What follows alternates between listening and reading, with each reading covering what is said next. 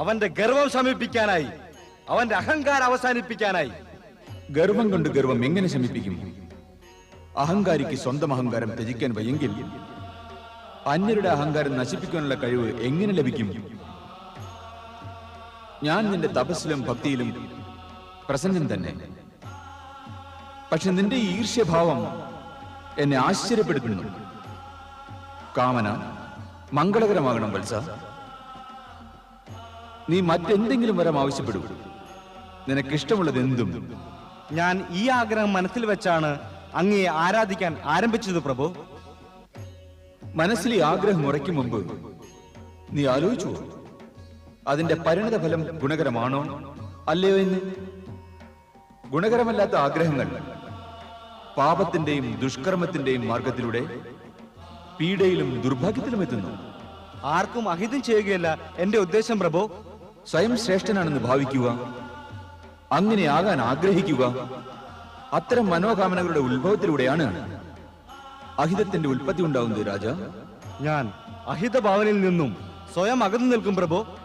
നിനക്കത് സാധ്യമാകില്ല, ആർക്കും സാധ്യമാകില്ല. ശിശു ദേവന്റെ ആകട്ടെ ദാനവന്റെ ആകട്ടെ അതിനെ മാതാവിൽ നിന്ന് അകറ്റാൻ സാധ്യമല്ല. അഹങ്കാര ഭാവനയും അത്തരം മാതാവ് തന്നെ. അഹിതമെന്ന പുത്രനെ മാതാവിൽ നിന്ന് അകറ്റുക ഒരു തരത്തിലും സംഭവ്യമല്ല. ഞാൻ അഹങ്കാരം ത്യജിക്കും ദേവേശ്വര.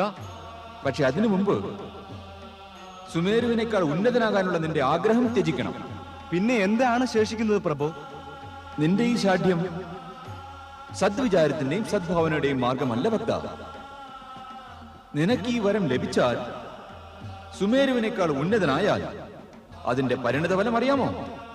ആര്യവർത്തത്തിന്റെ ഉത്തര ദക്ഷിണ മധ്യേ സേതു ഉള്ളതിനാൽ ഇപ്പോൾ ഗമനാഗമനം സാധ്യമാണ്.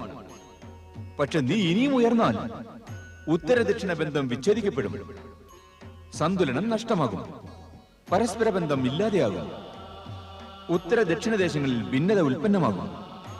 അത് പാടില്ല. അതിനാൽ മറ്റെന്തെങ്കിലും ആവശ്യപ്പെട്ടുകൊള്ളുക വത്സ. ഞാൻ അത് അനുവദിക്കില്ല പ്രഭു. ദയവായി എനിക്ക് സുമേരുവിനേക്കാൾ ഉന്നതനാകാൻ വരം തന്നാലും.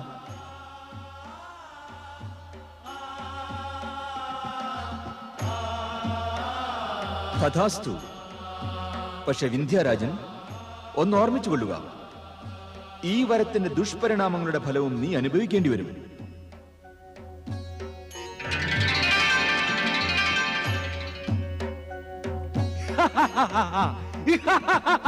എനിക്ക് ഉന്നതനാകാൻ വരം ലഭിച്ചു. ഞാൻ ഏറ്റവും ഉയർന്ന പർവ്വതമാകും.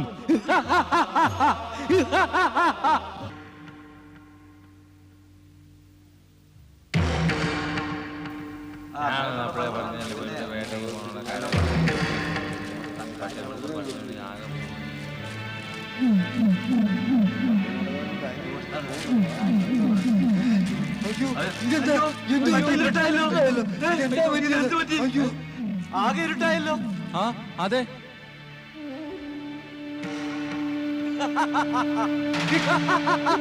സുമേരു സ്വയം പർവ്വത സാമ്രാട്ടാണെന്ന് കരുതുന്നു. അവൻ എന്നെ കാണട്ടെ, അവന്റെ ഗർവ് അതോടെ അസ്തമിക്കും.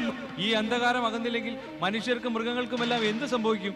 രോഗങ്ങൾ പടരും, അകാല മൃത്യു വരാവാ. അങ്ങനെ നമ്മുടെ ജീവിതം ദുസ്സഹമാകും.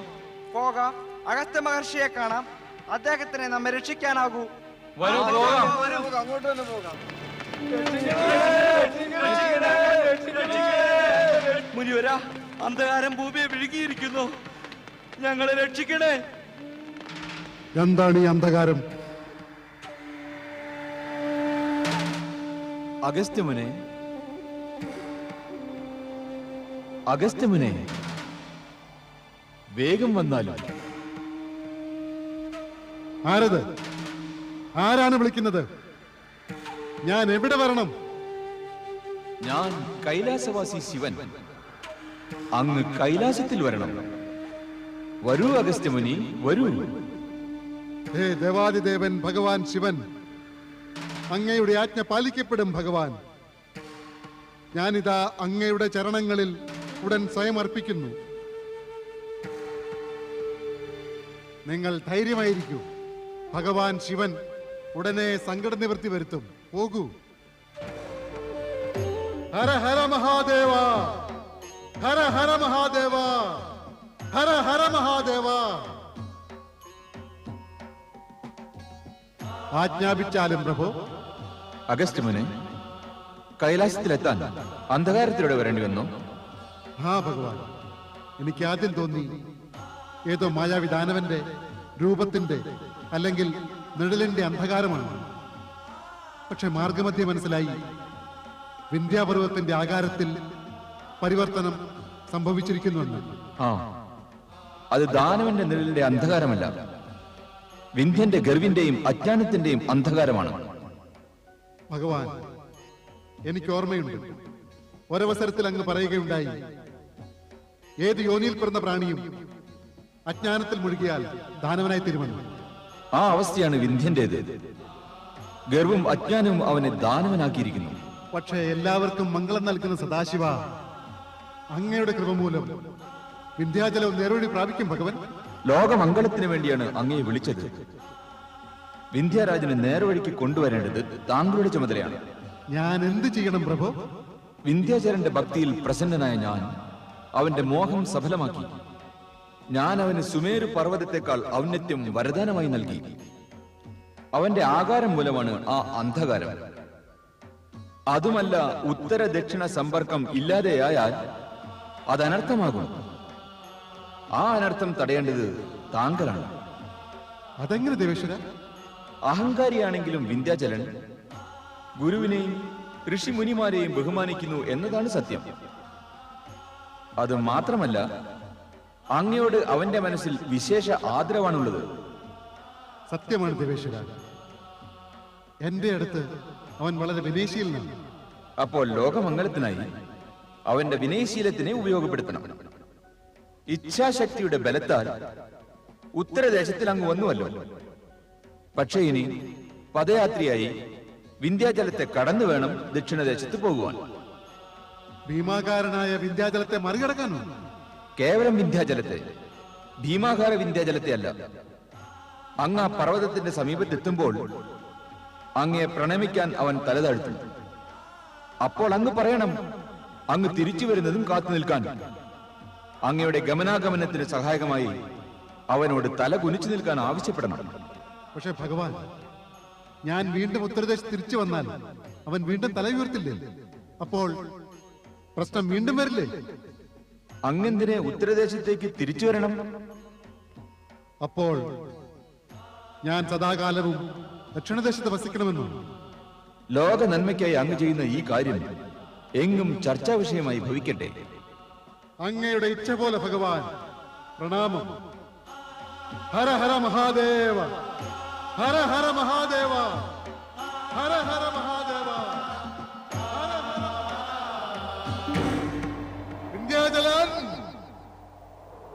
വിന്ധ്യാചല, വിന്ധ്യാചല.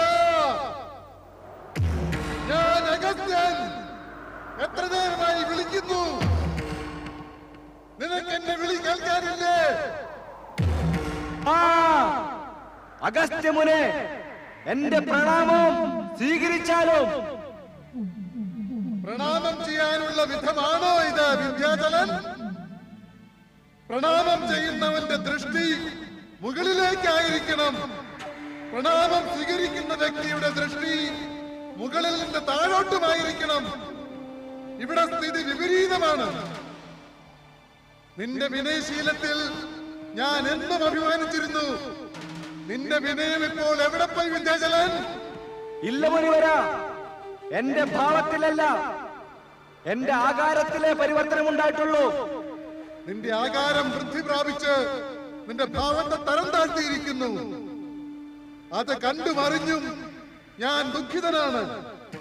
ഇല്ല ഗുരുദേവ, ഇല്ല. എന്നോടിങ്ങനെ അന്യായം ചെയ്യരുത് ഗുരുദേവ. നിന്റെ ശാലീനതയും സൗമ്യതയും എവിടെ പോയി വിന്ധ്യാചലൻ? ഒന്നും നിൽക്കണേ മുനിവര. എനിക്കെന്റെ ഭീമാകാരത്തെക്കാൾ അങ്ങയുടെ ആശീർവാദം അധികം പ്രിയമാണ്. അങ്ങയുടെ ശ്രീചരണങ്ങളിൽ നമ്രമസ്തകനാകാൻ ഞാൻ കൊതിക്കുന്നു ഗുരുദേവ.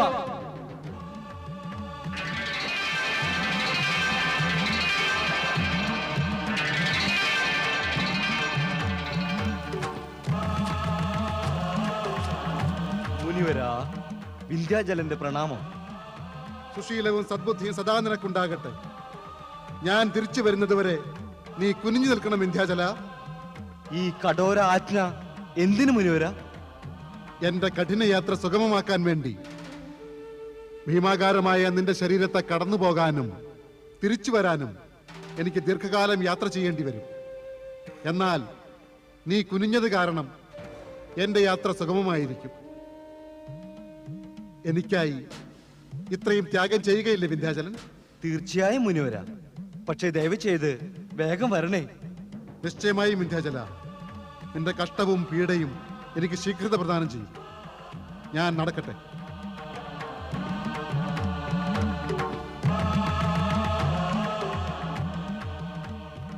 കബളിപ്പിക്കൽ എന്റെ സ്വഭാവമല്ല വിന്ധ്യാചൽ. പക്ഷേ ദേവാദിദേവന്റെ ആജ്ഞ മൂലം ലോകസേവയ്ക്കായി എനിക്കിത് ചെയ്യേണ്ടി വന്നു. Namah Shivaya. Om Namah Shivaya. Om Namah Shivaya. Om Namah Shivaya. Om Namah Shivaya. Om Namah Shivaya. Om Namah Shivaya. Om Namah Shivaya. Om Namah Shivaya.